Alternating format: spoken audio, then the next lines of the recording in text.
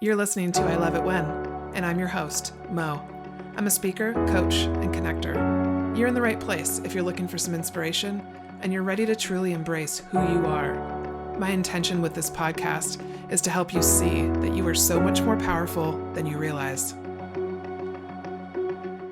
Hello, everyone. Welcome back to another episode of the I Love It When podcast. I'm your host, Mo Smith, and today I have the pleasure of introducing you all to Laureli Shimayo. Laureli, I met through the Metaphysical Wellness fairs that I often talk about on this podcast, the MeWe fairs, and they're all over Washington and Oregon State. And it's just been an awesome outlet for me to go to meet other practitioners that are in metaphysics. I've met all sorts of different energy healers. A lot of the folks I've had on the podcast, like Crystal Novak, Kai Bertrand, Matt Young. I met Crystal first outside of the MeWe fairs, and then she's the one that told me about them and invited me. And since then, whenever there's one in the area, I always try to go. It's basically a day where there are usually somewhere between 70 to 90 practitioners in a hotel somewhere nearby. And then there's classes all day that are free. It's $5 to get into. It's just been a fantastic way to continue to learn, to be in that energy, to feel supported, to feel seen as I go on this journey of learning about my intuitive abilities, right? So I'm having her on here because I asked her to be on here. I love her, like, just what I've witnessed through her with the MeWe Fairs, her intention and her heart for being of support and putting good intentions and good work out into the world. I love it. I love what she does. So that's why I'm having her on here. So here is the 411 on Laureli. Laureli is an intuitive and a scientist studying people. She has certifications and training in molecular biology, somatic psychotherapy, personality, archetypes, body intelligence, relationship coaching, life coaching, leadership, and intuition. She combines her intuitive eye reading, as in eyes are a window to the soul and soulmates, with body psychology to provide insight into what someone chooses to do and with whom they might best do it. She answers questions about and points towards someone's soul purpose, strategizing spiritual growth opportunities, growing through lessons, tuning their career path, hiring great employees, empowering all their relationships, and doing conscious online dating to find and connect with their soulmates. Laureli also produces the Metaphysics Wellness Witchy MeWe fairs for energizing body, mind, heart, and soul, along with many other in-person and online events and classes. She offers ongoing practice circles, a safe space for authenticity and transformation for those opening and strengthening their intuition. So in this episode today, we talk about what led her to study science and people in the first place, what is intuitive eye reading and how does she do it, matchmaking and why she loves it, and then how the MeWe fair began and where she sees these fairs going. So I hope you all enjoy this episode, and here we go. Hey, everybody, welcome back to another episode of the I Love It When podcast. I am so excited to introduce you all today to a friend of mine, Laureli Shimayo. Did I pronounce it right? You did. Oh my God, I scored. Um, I'm really excited for you all to meet Laureli. I've wanted to bring her on the podcast for a while. She does so many different things. And if you've heard me talk about the MeWe fairs, which I've mentioned on here a lot, Laureli is the genius behind the creation of them. So thank you so much for being here. And I just want us to start off by having you share a little bit about just the essence of what you do, which is so many different things. Great. And you're so welcome. And thanks for having me here. Great to Yeah, talk about what I do. I love this. yeah. Well, let's see. I think of myself as an intuitive eye reader. I read eyes, just like I think we all do, but I have a special way that I do it. And then I love to apply that for matchmaking. And then I also am the event producer for all the MeWe fairs. So I get to sort out what we're going to do and where we're going to do it and make them all happen, all up here in the Pacific Northwest and then Yeah. online all over the world. And in Pacific Northwest, is that like, are the MeWe fairs now in Washington, Oregon? Have you done any in Idaho, or is it just Just Washington, Oregon? Washington and Oregon right now. Okay, Yeah. And awesome. then probably I'd next go towards like California and Canada before I went to Idaho. But Okay, yeah, cool, I very think, I cool. think. Um, one of the reasons I think I wanted to bring you on here in the beginning, well, first of all, to organize something like the MeWe Fair, uh, really takes a special person. One, because I know kind of what goes into events and all the stuff that goes into events, but it's such a beautiful array of people and energy and exposure for people from the public to have an opportunity to come in and learn and grow and all of these things. But the other aspect that I love about you, and I'm still learning about you myself, I definitely don't know a whole lot, is your background in science and how, like, I love that. I just love uh, more and more now these days, I'm interviewing people where science is becoming part of the conversation with metaphysical information. And it's just fantastic because I think it's bringing different people to these topics and bringing more, I guess, for people who are skeptical or people who have a hard time believing what they can't see, it's giving them something to grasp onto, which I really appreciate. So I'm wondering if you can tell us a little bit about what led you to first study science. Why were you pulled to that topic? Yeah, great, great. Well, it's funny how I found my way into science. I think I mostly did because of my grandma. My Okay. grandma helped raise me in addition to my parents. And Okay. my grandma loved science, and particularly she loved biology and primates. She was watched lots of stuff with Jane Goodall. And so I grew up watching on Oh Jacques my God. Cousteau. And I just so got I full just, body chills. I feel like I feel like she's here.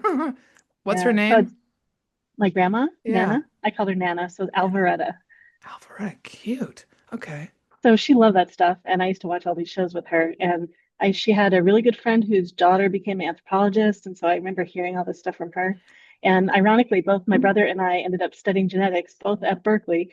And I really think it was due to the influence of my grandma. I used to tease that she would go by my room at night and whisper, genetics, genetics, because I think she knew it was like the up and coming thing way back there. Yeah. I'm grown up in the 70s, so Yeah. yeah. So How that's cool. that's a big way I got there. And Okay. then when I went to college, I really didn't know if I wanted to study kind of anthropology, genetics, or if I wanted to do psychology. Or in the first week, I thought I might want to do math. Like that was crazy. Forgot that. But I think I really wanted to do psychology, but I felt nervous and scared about that. So I went with more of what I was taught, which was the genetics and anthropology. And I did a bunch of anthro sort of as a minor informally. Okay. Um, so yeah, so I love the topic because I really love problem solving. Okay. I was naturally curious about these things, and I loved all the puzzles. And I Mm-hmm. got really lucky that the anthropology professor that was there that I took a lot of courses with also had done a lot of evolutionary genetics in the context of anthropology. And Okay. yeah, so I love puzzles and people and figuring, life is fun. It's all around us. So It's true, and it is like one big puzzle constantly trying to figure out how the pieces come together.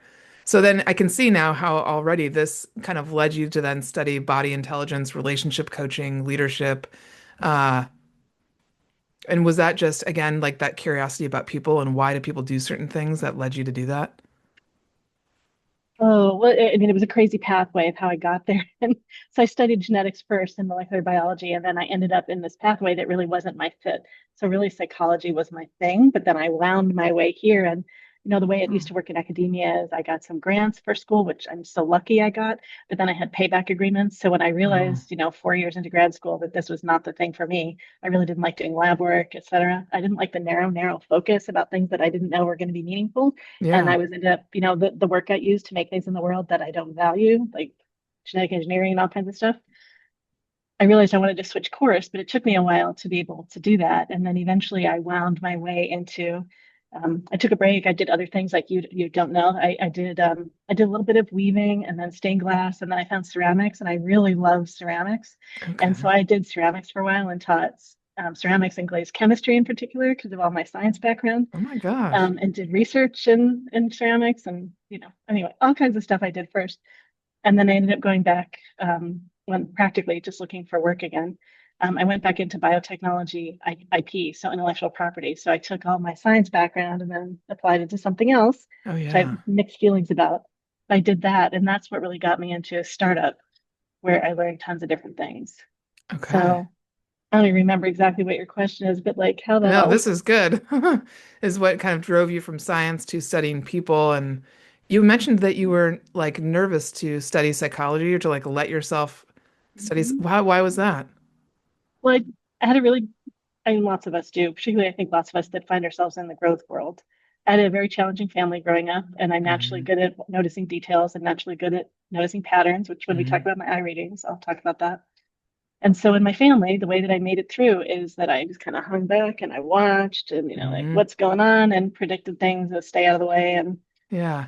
so I'm naturally good at those things. And then, oh goodness, I don't remember exactly where we're going, but I Oh, that's okay. so it's in terms of people. So I really practice the skills of working with people. and Yeah. understanding people back then. I'm naturally good at those things. And then with the idea of, I'm interested in biology generally. I think of psychology as really a part of biology. It's all a part of who we are. And then finally later in life, as I started working on my own things and, growing through a bunch of this, all this trauma that I had that I didn't realize I had, I just learned lots of tools for working with myself, and I'm pretty open and I share with people in my life. So I found myself just talking about all the things that I was learning about myself and the tools I was using and Yeah. learning. And so then I end up being a teacher. And so then of course I want to like learn more to work on me, and then I have more I want to share with people. And so it makes sense that I turned into a coach. I mean, I was going to Yeah. either be a teacher or a coach somehow. Oh, totally. And for me with teaching, I really want practical applications. I want to be more involved in helping people figure out how to make things work. That really Hmm. matters to me too. Hmm. So yeah, Oh, I coaching think I sounds remember now. like, I had asked you, how come you were nervous to do it in college? oh, oh goodness. Well, I think that most people end up getting shut down in some way when they're growing up. And so the Yeah. thing that they really want to do, they get scared and they hide from that. I Hmm. think that our society values what we call work, Hmm. which is hard, right? Work Hmm. hard compared to play. And so we're all taught Hmm. to do the thing that's not what we want to do. We think the Hmm. thing that has value is the thing that is work. Yeah. And really the thing that we So love, the thing that true. I loved is play. And if I Yeah. were simply taught to play and to let myself do what I really enjoyed, I think I would have gotten there Oh my sooner. gosh, this is so a sound clip that I'm going to use later for a reel. Like, I love what you just said there. It's so absolutely true because now you've got me thinking about like, as you're going on this journey, all of us, like you said, you're uncovering like you didn't even know that you had trauma that you had. And then you start to like, why did I not do psychology? I was nervous. Well, I was nervous because I didn't think I'm supposed to do what I like. And I can think of so many times when I did the same thing until I finally started giving myself permission, like in my 30s, really, which is just this crazy journey we go on. So it makes a lot of sense. I Yeah. don't know quite how it works practically, but I just feel like it ought to work if we all did more and more of what we love, Hmm. that's having awareness of kind of our impact on things, our Hmm. impact on other people, on the environment, et cetera. If we Hmm. do what we love, considering that impact, so we're considering what's of service and what's not harmful, Hmm.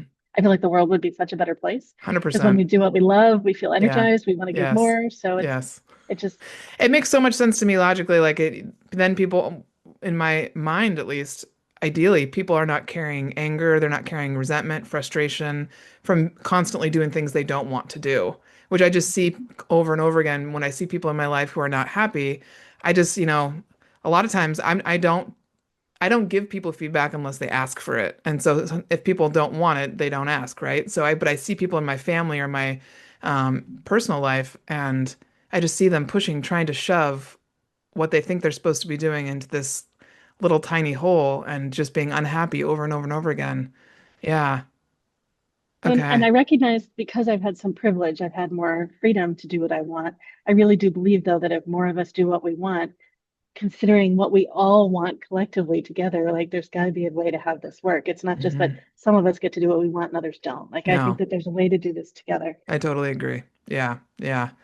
Um, I have a question that I usually ask later on in the podcast, but I want to start asking it sooner because I love how everybody has a different definition for intuition and what it means to them or how they define it. And so I want to ask you if you can share kind of what you define intuition to be now. Yeah, yeah. I think it's great to talk about this now because um, you're talking about science and how did I wander over Yeah. here and work with people? And so I like to, well, I'm going to kind of broaden. So for Yeah. me, when I think of intuition, I think about metaphysics in general, and I think about physics.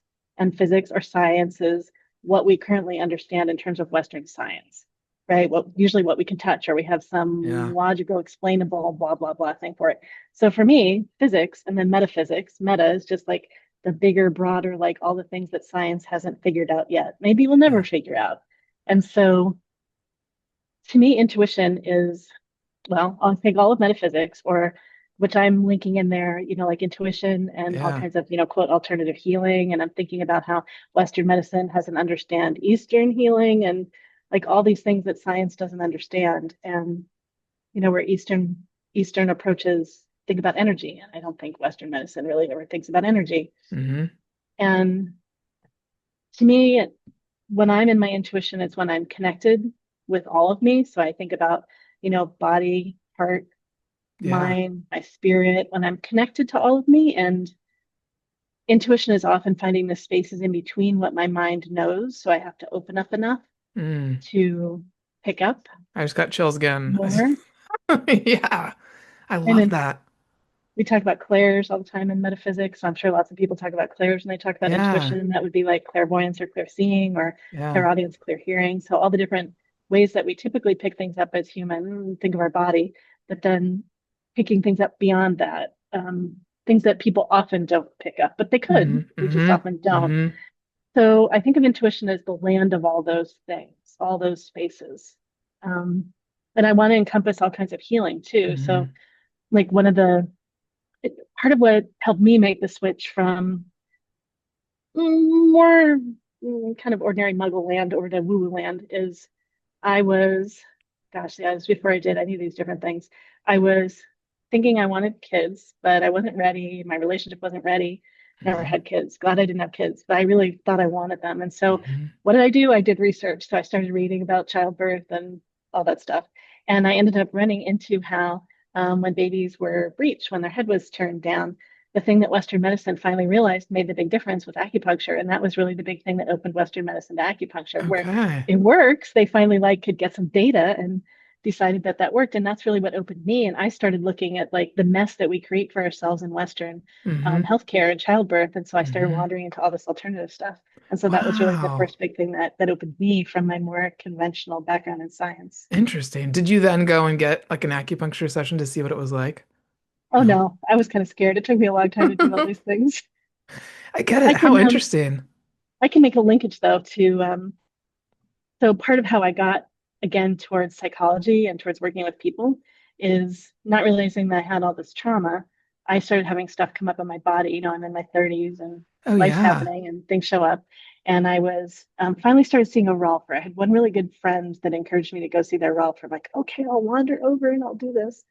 And um, then I would go back to her whenever I had more trouble. And I was having something happen. I was like my back and my pelvis. And she couldn't help me. So she sent me to an osteopath. And the osteopath did 2 or 3 sessions with me. And like, oh, she couldn't help me either. She's like, somatic psychotherapist. She didn't use that language, but she told me who I should go see. So I now know she sent me to a somatic psychotherapist. And Okay. I remember asking during some of the sessions, like trauma. She would never talk to me about what we were working on, but I now know that's what we were doing. We were working through the trauma Wow. that was stored in my body. Okay. So, so I was learning all these tools again that using them on me, talk about them with other people. And so then I ended up studying with a number of somatic psychotherapists and How so more wow. tools How and bringing us all cool. together. So were you able to feel like within a session or two that what was being released, like that you could feel a shift? Well, I was slow. I had not done any of this work before. I'd seen psychotherapists, but it was all just talk stuff. And Hmm. I remember we used to, and I don't know the name of the method she was using. Never talked to me about that either. She really didn't want me to look anything up. It's kind of Oh, smart. Okay. being proactive. But I remember we'd talk about something that would be challenging for me as soon as I would start to get challenged, noticing what was happening in my body and then following the sensation as it moved around my body. And so I was learning to get present in my body while talking about the Wow. really tough stuff and learning how to be with it and letting it slowly move around my body. And It's so fascinating. I've been talking about being present with the body more recently, just in the last couple of weeks with my partner Tom, and just talking about because we know some people who are just not at all present and they're just beginning to start to be, and kind of talking about how do you start? Where do you begin? Because when you start to pay attention, it's wild what you feel that you never noticed before. So I love that you went, I love your journey of how you've kind of followed things and gone. So then after, so boy, before I go any further though, how do you see, feel, and hear your intuition? What's like the yeah. main senses that you have? Well, the first thing that I was aware of, well, I didn't realize until fairly late on in my whole journey that I was doing anything intuitive. And when I first learned about that, the first thing that I was aware of was claircognizance, so clear knowing or Okay. direct knowing, Yeah. where I don't know how I know and I know. Hmm. And then when I look back and I learned more, I realized I've been having all this stuff happen my whole life. Like, so, um, oh goodness, I know some examples and things. I know, well, one of them was um, One of them is that I had some awareness at one point when I know the immune system rearranges to make all the diversity in the immune system. And I had this awareness of like the brain is so complex because I didn't know about spirit at that point. Like the brain's got to form the same way. That's how we get all this complexity and how we're all different. It's because like we have random rearrangements, and that's what explains all this diversity that didn't make sense to me for just DNA. So I now know about spirit, and that's a totally different thing too. But it turns out the brain does do a bunch of DNA rearrangements. So like there's a way that this thought just bang just shows up for me. And Wow. so that would Is be this more like, similar to like I know in one of some of your notes that you sent me, one thing that stuck out to me was um that you intuitively in your 30s realized that when someone gets a biopsy, it actually causes something to metastasize if they have cancer, if they have something, that's something that you just felt hmm like you knew. well, Yeah. and I had this as just a knowing, like I didn't have cancer. No one in my family had cancer at that time, and no friends. Like Yeah. it wasn't what I was thinking about, but all of a sudden, just bang, just it shows up for me. And in this case, I'll just say practically, and science is just starting to demonstrate that this may be what's really going on. It just makes sense to me, and that as a scientist, I'm like, okay, so there's something that's cancer, some cells that are cancer, and it's surrounded by tissue that's not. And if you take a needle and you stick in there, and then you pull the needle out, and you're breaking this all apart, you're releasing the cancer cells into other parts of the body.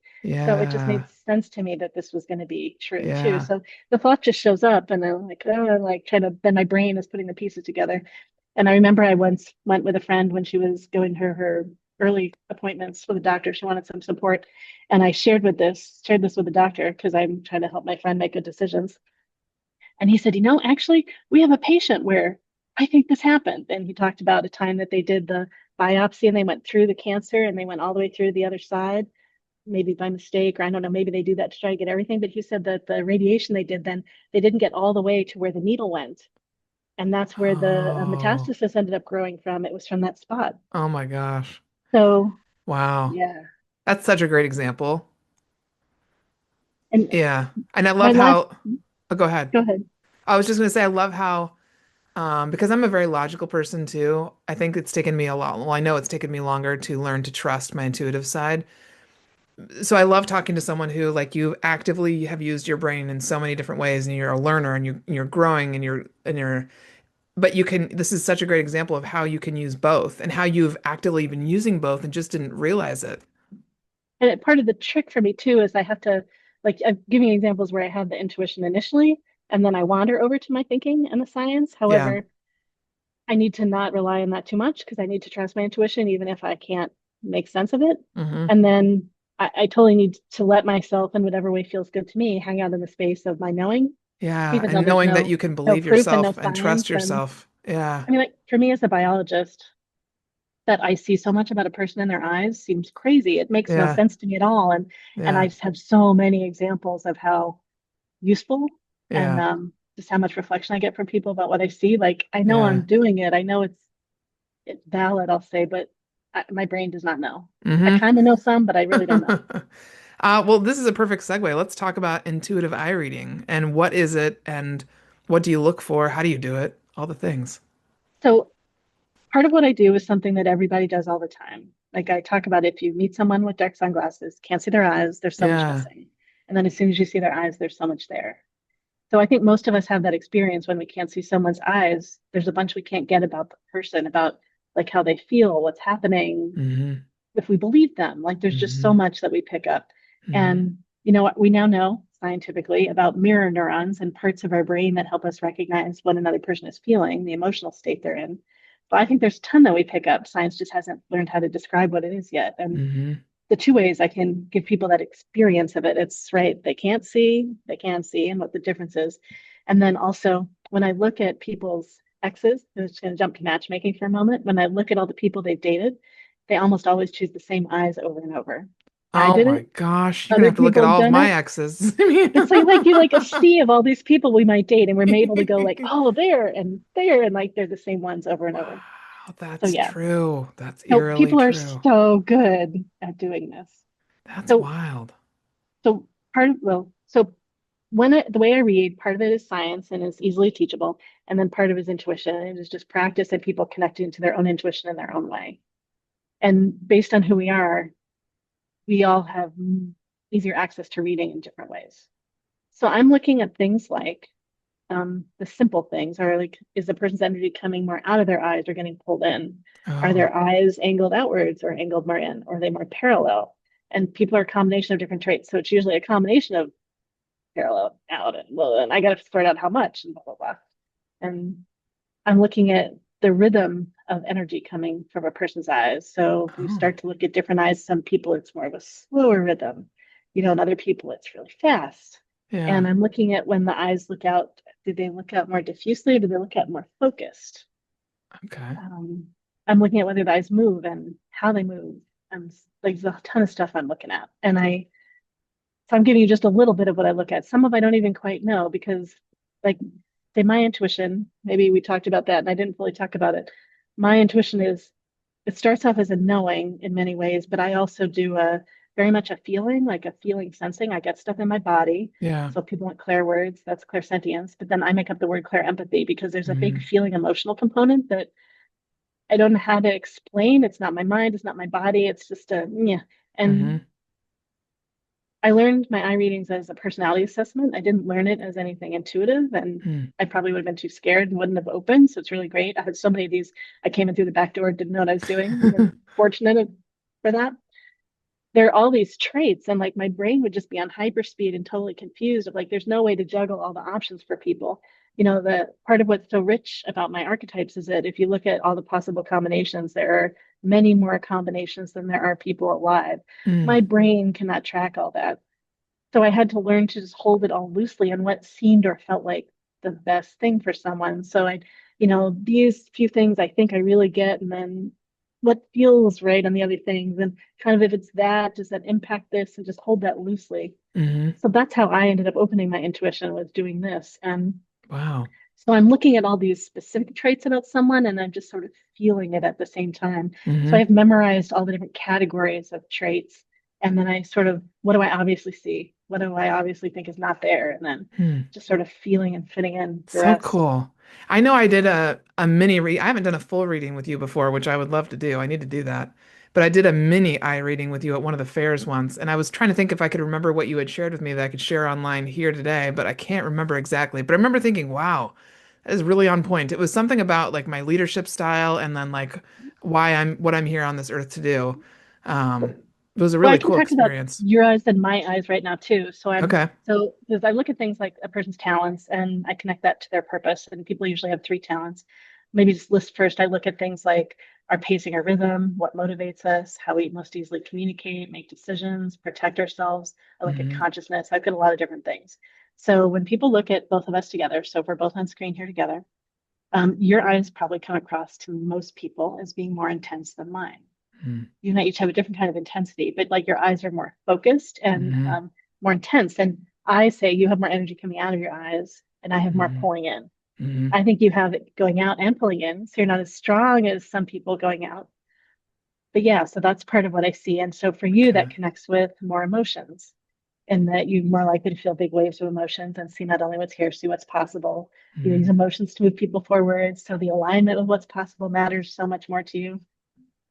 And you also love learning and absorbing information. So the one that pulls in is the one that's wanting to learn. So pulling information and putting it in a map, and, and being able Totally. to do something with this map. Yeah.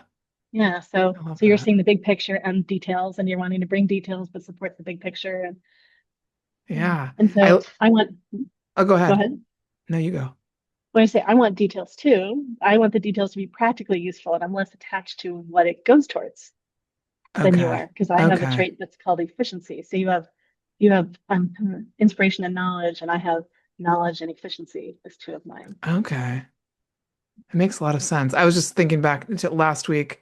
I was volunteering for a Juneteenth event and it was so fun. It's always fun to meet volunteers and I was standing in line with a girl for coffee and we just were chatting for a second and after a minute she said, "You have such great eye contact. It's so direct." I just laughed because I have a very intense eye contact from what I've been told because I'm just very like in it, I think, and I don't know what it is, but people feel it. So when you said energy going out, I was like, I think, Well, yeah, people the get that. inspiration talent is energy going out, and it's intentional. It's got something it Yeah. wants, and it's um it it starts off really strong and it gets more spacious over time as people grow. So you've got a spaciousness too. And then there might be something comes up though that like you feel more strongly about and the energy gets more intense about it. Yeah, yeah. So talk about how do you use this when you're matchmaking, like with Yeah, matchmaking? yeah, sure. So Yeah. so you feel emotions deeply. So I would want you to be with someone else that feels emotions deeply. Hmm. Chances are people choose opposites and choose opposites like their family. So if their family's different than them, the chances are they don't choose people like themselves. And So then true. so That's what if I've done all the way up until Tom. And so if one person feels emotions deeply and they choose people that don't, then usually they want more emotions from the other person. So they're frustrated all the time, trying to push them to feel emotions deeply. The other Yes. person's like, what are you doing? Pushing at me all the time. And then also they feel emotions so big more often. Like this person's like, hey, too much, slow down. And so they're squashing them. They're frustrated. Like it's just a mess with each other Yeah. because we naturally value and contribute different things and we want different things from each other. So that's usually what's going on is we not only have differences and don't understand each other, we usually choose people that are like our family of origin. So then we are bothered just like we were by the people in our family. So we're repeating that pattern over and over. And there's a simple, more psychological reason why. It's just that we're all really good at reading eyes, so we can find these people. I think that most people when we go to date, we get nervous and scared. Hmm. And so we do what worked to get love and attention in our families, even if it was Hmm. really bad attention, Hmm. even if it was avoidance of attention. It just we go into that old pattern, and so we end Hmm. up finding people that like that old pattern we had, and so we find people that um, well are like those people, and then we get So ourselves true. constrained in a dating relationship where I'm not showing up like me, I'm Yeah. showing up in a false way. The other person's doing it too, so two people being false, and as they slowly are turning more into themselves in the context of the relationship, yeah, and it's just a mess. And they're different regardless, like the fake Hmm. part and the real part, however much they can get there, it's just a mess. Hmm. So what I like to do is I help people realize what this pattern is, realize where it came from, and feeling through that, I think helps shift and unwind some of the pattern. And Yeah. then there are all these ways I help people find eyes that are similar. And some people are just ready and they're like, go for it. And they'll choose someone that's, someone that's so similar. But for most people, it's terrifying to get looked back at with, by yourself. And Oh yeah. we can see more deeply into the people that are like us. We can feel Hmm. them seeing more deeply into us, and it can be really Hmm. scary. So Hmm. it's often a stepwise process, getting Hmm. closer to someone more like them. But it's more joyful. It's very growthful too. It's so joyful to feel so Yeah. met and to have Yeah. someone that really loves who we are and how we are, and we feel met by them in a different way. Hmm. So would you say, I feel like even when you talk about this is one of your favorite things to do? Oh, it's totally my Yeah. favorite thing to do. I love Yeah. it. It's fun. It's so fun for me. I love the like the patterns and sorting it out for people and just being with them is that's unwinding and they're ready to do something different. And I love all the practical stuff about helping them find someone that's different and then Yeah. navigating all the stuff that comes up in meeting with people that are different. Like sometimes when I'm attempting to help someone find someone more similar and intellectually they want it, they don't realize how much they're still terrified of it. And so Hmm. I'll be leaning them towards people that are more similar to them. And they're, no, no, they're too blah, blah, blah, or too blah, blah, blah. Like, and it's so sometimes and sometimes I'm, know someone really well. I'm like, come on, you said you wanted this, just give it a try. Even if you don't like them, you don't care. It's just one connection. Ah. Yeah. And then I've had people totally like meet their partner that they're with for a long time because of something like that, where I nudged and not them. Yeah. But got to go people speeds, but people are more willing to grow through stuff because they so want a better relationship or they're so scared of repeating the same Yeah. pattern Yeah. again and again. Yeah. It's And like you can tell. I mean, I definitely got to that place too where I'm like, I can no longer accept Mhm. what I've been doing. I'm done with this. I have to try something different.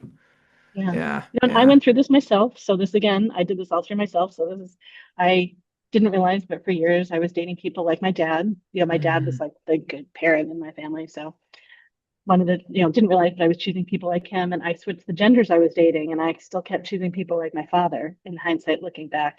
And then so I've been learning to read people. So I'm attempting to practice this on myself. And so I'm like, all right, I'm going to date people like me. I can do this. But the next three people I asked out were all like my mother. Like, forget that. Years and years of dating people like my dad. I'm not going to date people like my mom. So I had to wait until I was finally able to see people more like me. Wow. How fascinating. Yeah, I don't think I even realize how much I read people with their eyes. I know that I do, but the more that you talk about it, the more I'm like, this is totally making so much sense. And it's eyes and it's the whole energy. So if I can't see Yeah. the person's eyes, I can still Yeah. kind of pick up stuff. I'm not certain until I see their eyes. Then Hmm. I feel more confident because I've matched up more stuff. Like Hmm. from the back, you can see people. You know how someone sometimes is walking and like their body has this rhythm and they're swaying like they're listening to music? Hmm. That's one of the talents. So almost definitely they've got one of those talents, that the talent that does that. I want to see their eyes to see, but Yeah, it yeah. just who we are shows up in all of who we are. How cool. Do you do this through Zoom with people too? Oh yeah, and I Okay, started okay, using Zoom a long time ago okay. because the visual quality of Zoom was so much better with, Skype that was available Yeah, way yeah. back. Okay, okay. Hello, I love it when listeners. I want to take a moment to share with you something that I've added to my daily routine that is changing my life. It's about the size of a band-aid and it's called LifeWave. If you struggle with stress, pain, or sleep, these might be something you want to try. LifeWave patches are non-medicated and made of organic materials. Therefore, no substances like chemicals or drugs enter the body. And using your own body heat and light, the patch reflects your own light back into your body and can improve skin appearance and confidence, enhance sports performance, improve mental clarity, help you to relax, improve your sleep, better manage stress, support a healthy cardiovascular system, and more. I'm personally using them right now to heal the varicose veins in my legs, which have gotten progressively worse in the last 10 years. You wear them for 12 hours on, 12 hours off. I put one on when I get up in the morning and then I take it off right before I go to bed. I highly recommend checking out the Eon and the X39 patch to begin with. The X39 patch is the world's first and only patented technology that uses a phototherapy system to improve strength and stamina without drugs or stimulants. The other thing I really appreciate about LifeWave is that they've made it very accessible. You can get started for as low as $100 a month and see the impact on your health. LifeWave has been around since 2004 and has over 200 patents as of March 2025. If you're curious about how this technology could help you, check out the link in my show notes or on my website and reach out with any questions. I have also officially started a team, so if you're interested in selling these patches as a part of my team, I'd love to connect with you about it. Yeah, and Awesome. so I read in photos. I have people send me photos all the time and in video and in person. And I find it a little easier to read in the photos. And Uh-huh. so I have people send me photos even if I'm going to be with them on video. And Okay.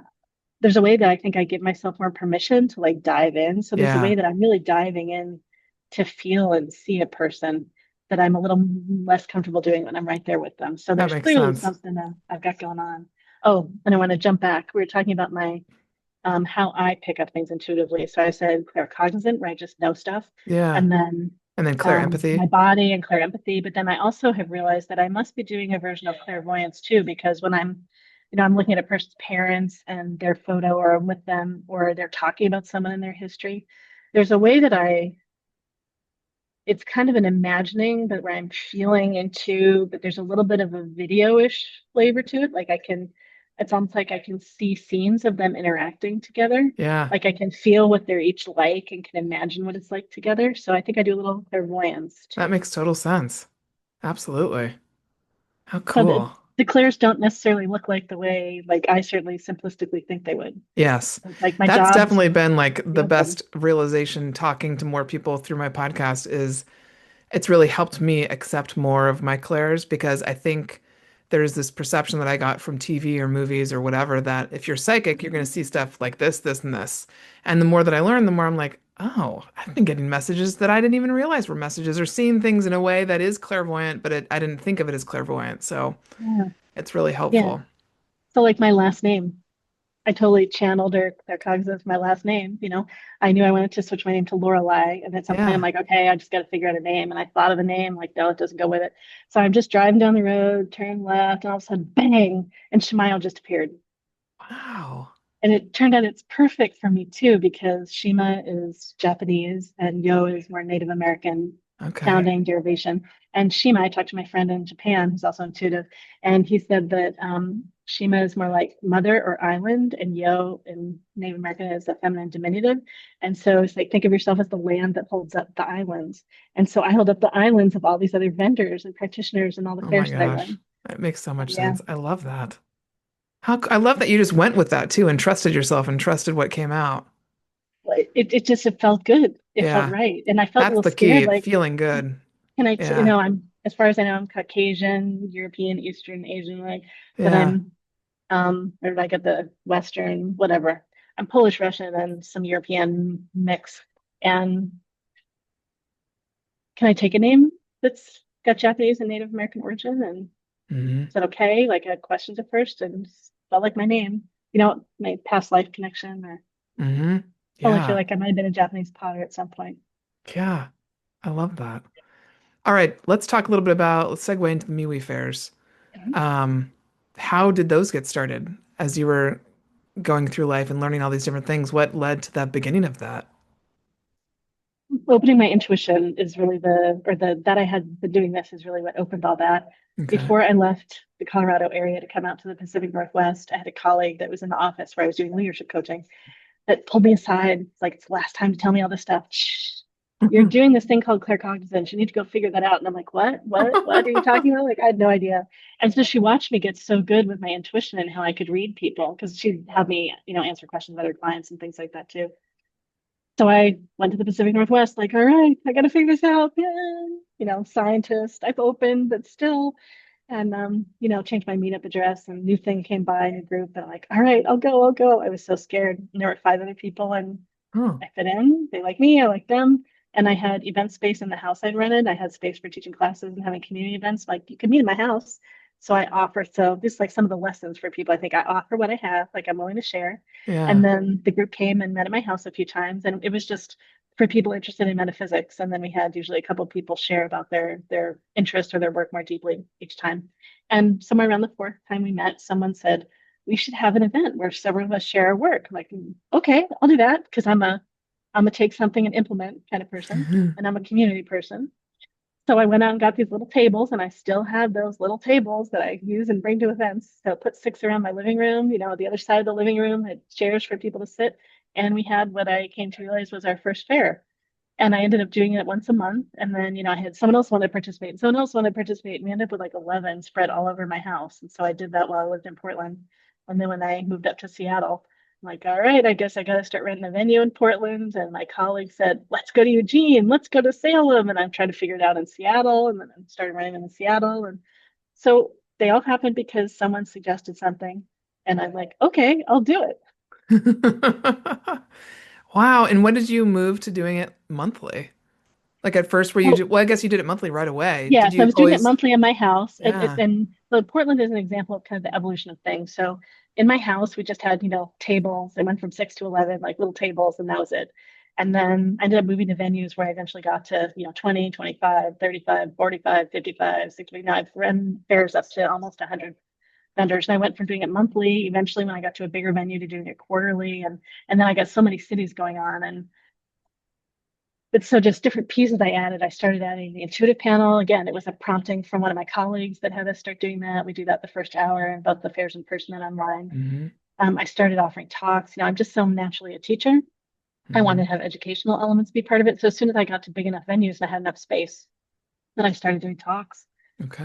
Just so many different features that we've added. Then Yeah. workshops before I and mean, you've after. gone from having 5 people to now sometimes a 70 plus practitioners. Yeah, I guess it was 5 in addition to me. Yeah, because I had a table at that point too. Yeah. Yeah. And Yeah. how So many and we're now people in do all you these think come cities. through like on a weekend now, average, like in the Um, Washington state I area? don't really know. I aim for generally around 600 for a weekend, and I really want to Wow. have more and more. And in some ways, it blows my mind, like why do we not have more? But it's this endless journey of like, how do I reach Yes. people? Yes. And part of what I've done, I think, in part because of my scientific background, Hmm. and I'm still somewhat skeptical. Like I know I got to believe and have to be open, and then I'm also Yeah. like, A oh, healthy discernment.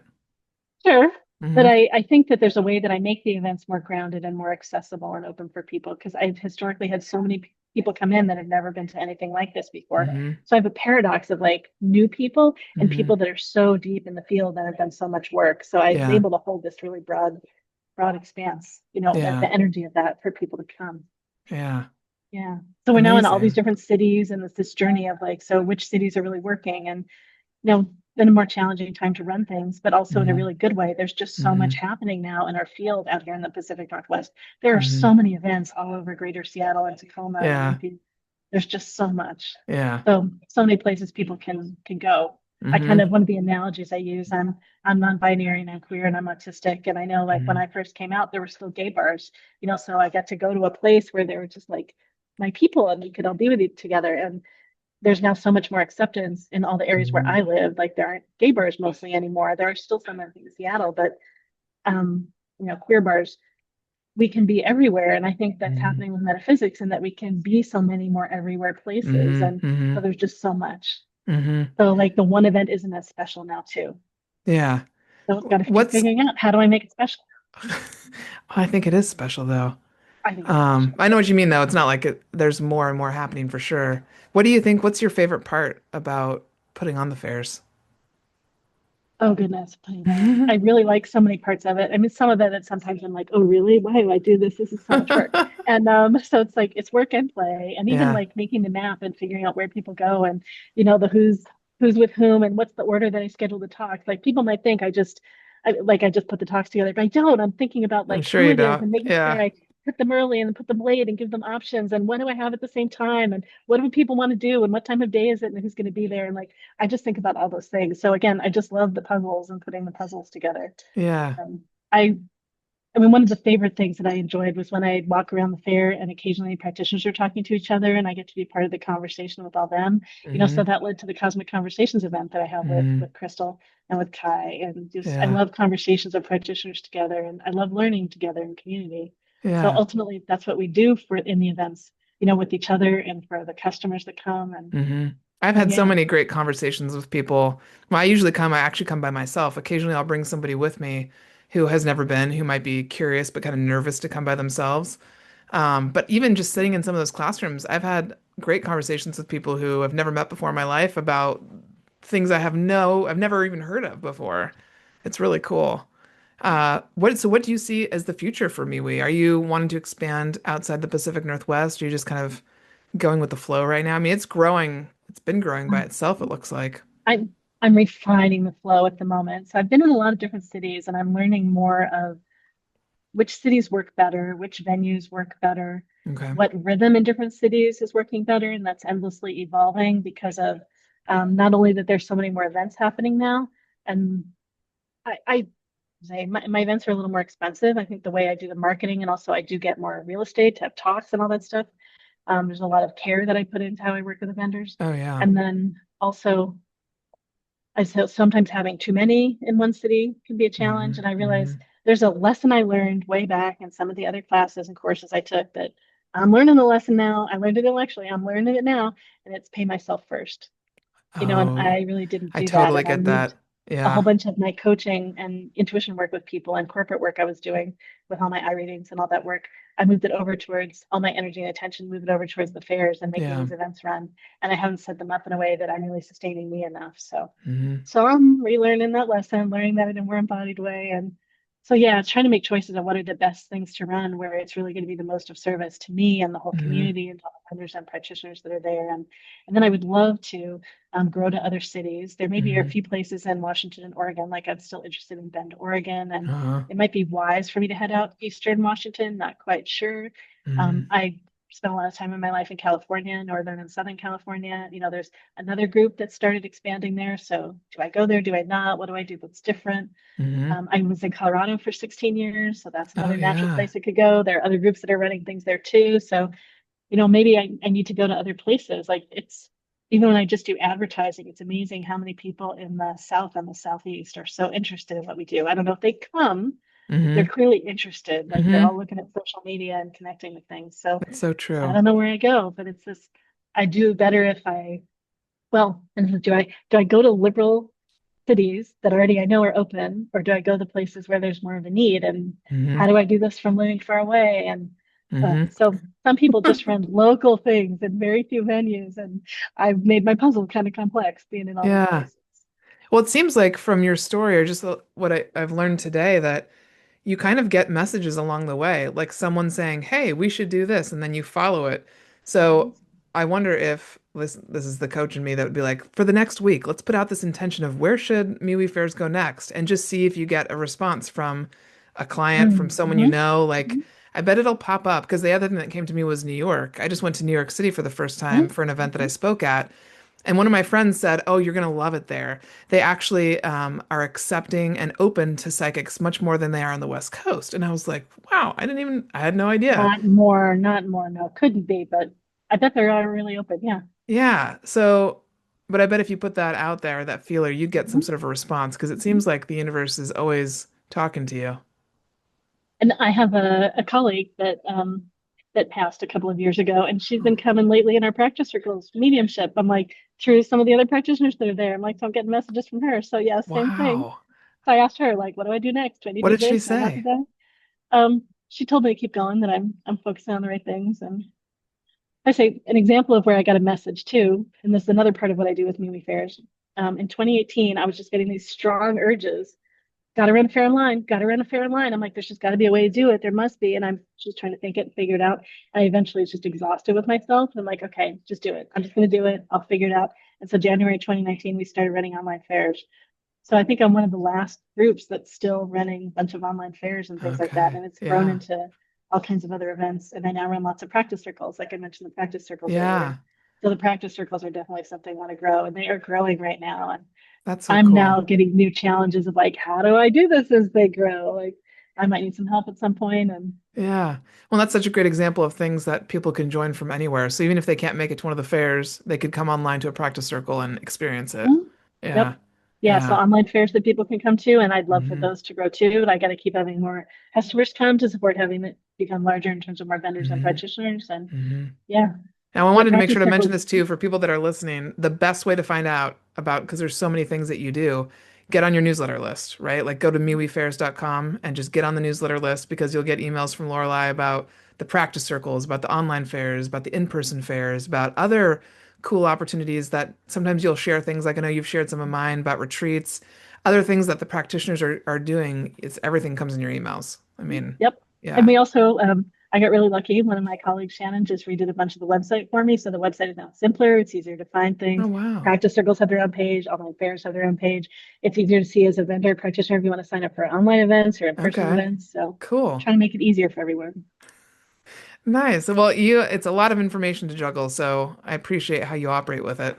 I wanted to make sure to mention, so there's upcoming fairs in August. So this episode will come out towards the end of July here. What are some things that are happening in August that you could put out there for people who are listening? Yeah. So August, we've got three in-person events happening. The first one is the second weekend in August. We're going to be in the Bellingham, Ferndale area. Okay. Third weekend in August, we'll be out at Ocean Shores, out at the coast. And then the fifth weekend in August, we're going to be down in Southern Oregon in Medford, kind of Ashland area. Very cool. And then we'll Okay. have online fairs. We've got about one a month. So I think it's August 22 is when we'll have another Okay. online fair. And the Okay. practice circles, we have like at least seven of those a month. So they're happening all the Okay. time. Awesome. All right. Well, is there anything else that you want to share that I haven't asked you about already yet? Anything we missed or? Maybe I should say about me, I also have an online insight Yes, group where people please. can come and work with me about anything. So it Okay. might be about matchmaking. It might be they want insight into what their purpose is. It could be they're having trouble with a relationship. I had people come and talk about all kinds of legal things. I worked at a law firm for a while. Like, I'll just take any of my tools and I'll help with whatever people bring. And these are like So an online insight session that anybody can come to? that's right. So five people come. I just split up the hour with five people. Yeah. Oh, okay. And that's And all once that's a on the month? website. No, I do about seven or more of those a month too. So Oh, I, wow. I find out who's coming. I have people sign up. Some people come just for drop-in and some do a whole month. They sign up Okay. for a month. So I want to make sure Okay. that I have some at times people can come that are doing Oh, it I monthly. see. So this is another option that people could sign up for a session with you on. Okay, Yeah, cool. they could do private session with me, or if they're comfortable Okay. working in the group, or like a way of getting a sense of how I work with people, they Hmm. could come and ask questions or just watch. Or yeah. Okay, rad. I love it. All right, last question I have for you is where is most of your energy focused right now with your business or life? Like, where's most of it go?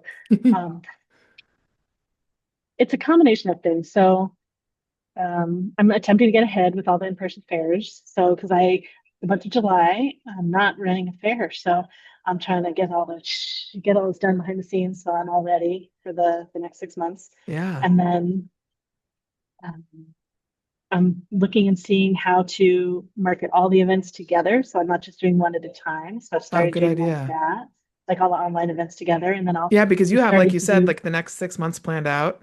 Mhm. It's wild. Yeah.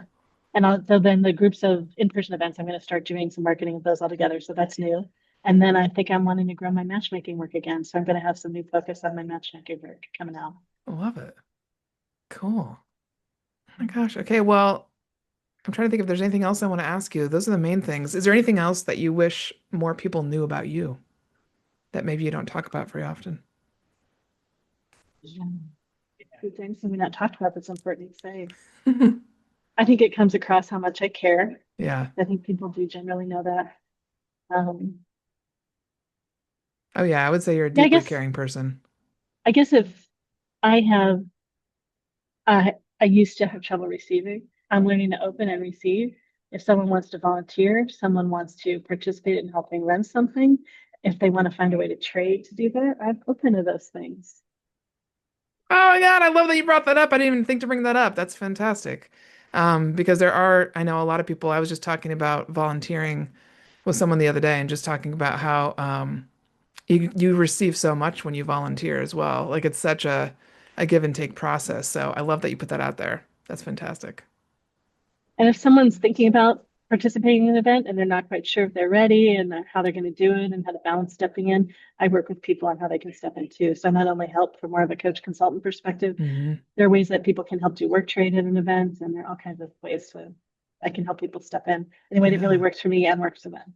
Okay. Okay. Well, thank Maybe you. I want to mention too, this Yeah. one, I do 20% off for BIPOC folks for almost all of the events and Yes, sessions that I that's do, right. step of reparation. So I Okay. strongly believe in that. I love that. I'm glad that you mentioned it too. Okay, well, thank you so much for your time today. I appreciate like just myself getting to know you more too, but how much you've shared with everybody listening. I'm excited for them to hear this episode and just learn more about you. It's been great being here. Thank you so much for having me. Yeah. The last thing I always like to ask people is, what's your current I love it when, either for yourself right now or the world? Maybe I'll say, I want to say myself personally and the work I do, and maybe I'll think about a world. Yeah. So myself personally is I now live on the water, and it is so amazing to live on the water. I feel so grateful.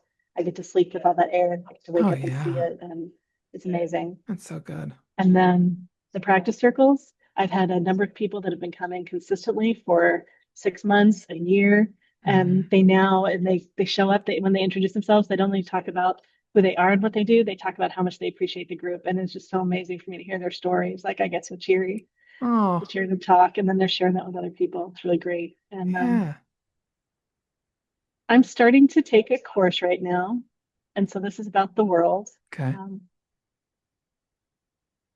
I'm just starting to leap in. So it's a short course that I think it's about how to navigate coming together in this time of conflict and how to come from love and not fear, how to Hmm. work with people, collaborate with people that come from different perspectives. And we're looking at Native American traditions as a source for education for I that and love like it. looking at historical stuff. And I feel grateful and hopeful that like we as the world find our way through this. I don't know the answers to find our way through, and I still want to find Hmm. our way through. And I want to be more open to the ways that I'm not open. And I feel Hmm. grateful that there are other people that know and are learning and want to share what they're learning, and that I'm in Hmm. the field of this.